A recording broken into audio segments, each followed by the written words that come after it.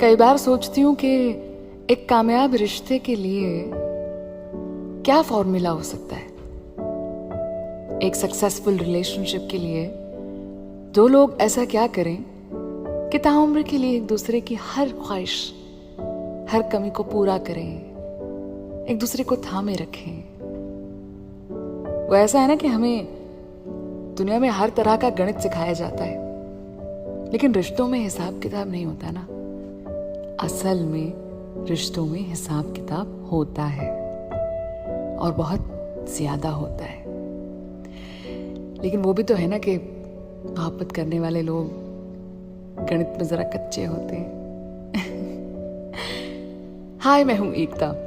आप सुन रहे हैं एक टॉक, मेरी YouTube channel Ekta in love पर। आज बात करते हैं कि एक कामयाब रिश्ते के लिए दो लोगों को ऐसा क्या करना चाहिए कि वो एक दूसरे को खुश रखें, एक दूसरे को पूरा करें, क्योंकि दो अधूरे लोग ही तो मिलकर एक पूरी जिंदगी बना सकते हैं ना, एक पूरा घर बसा सकते हैं। तो ज्यादा कुछ तो नहीं जानती, लेकिन इतना जरूर सुना है बड़े बुजुर्गों से कि कई बार आपको 90% देना पड़ता है जब सामने वाला सिर्फ 10% दे, और कई बार जब आप 10% देते हैं तो सामने वाले की जिम्मेदारी है कि वो 90% डाल के गाड़ी आगे ले जाए।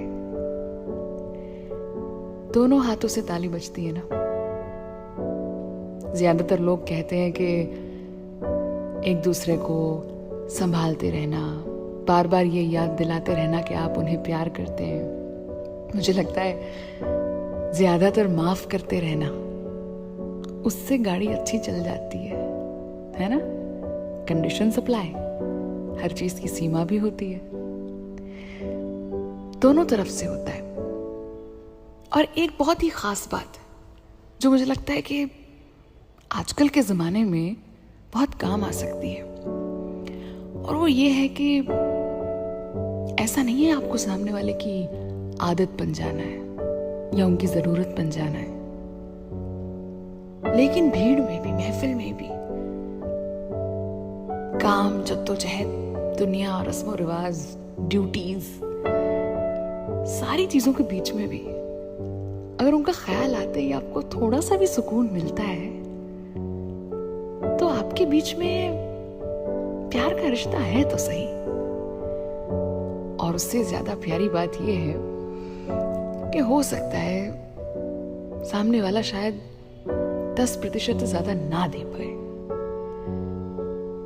लेकिन प्यार तो देने का नाम होता है ना, तो क्यों ना हम दे लें। हम 90% देकर संभाल लें। आई एम श्योर मैंने इतने सालों में ऐसे कितनी शादियां देखी होंगी, ऐसे कितने घर देखे हैं जहां कोई एक गाड़ी चला रहा होता है तो ठीक है।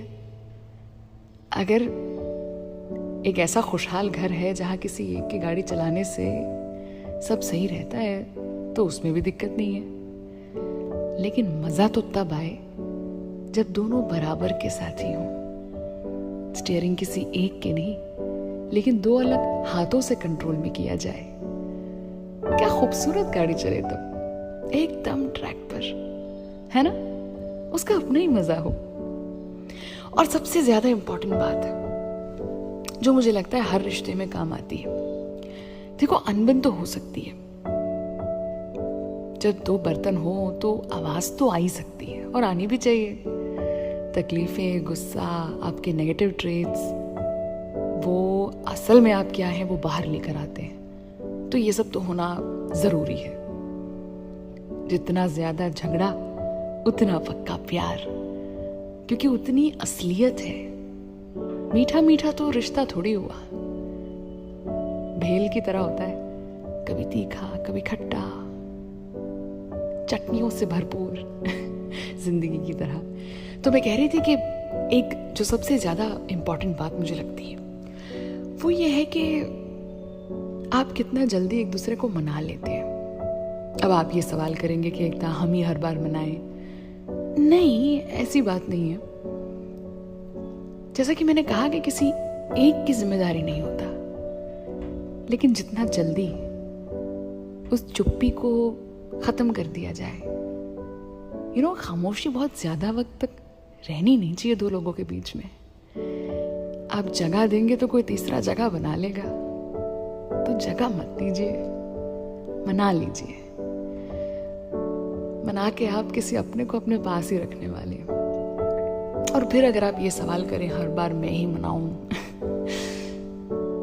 मैं तो बस इतना कह सकती हूँ कि जिसे प्यार होता है, क्योंकि दो में से एक को ज्यादा ही होता है, एक तो होता ही ऐसा जिसे ज्यादा होता है, और वही संभाल लेता है, वही हर बार झुक भी जाता है और बहुत जल्दी मना लेता है।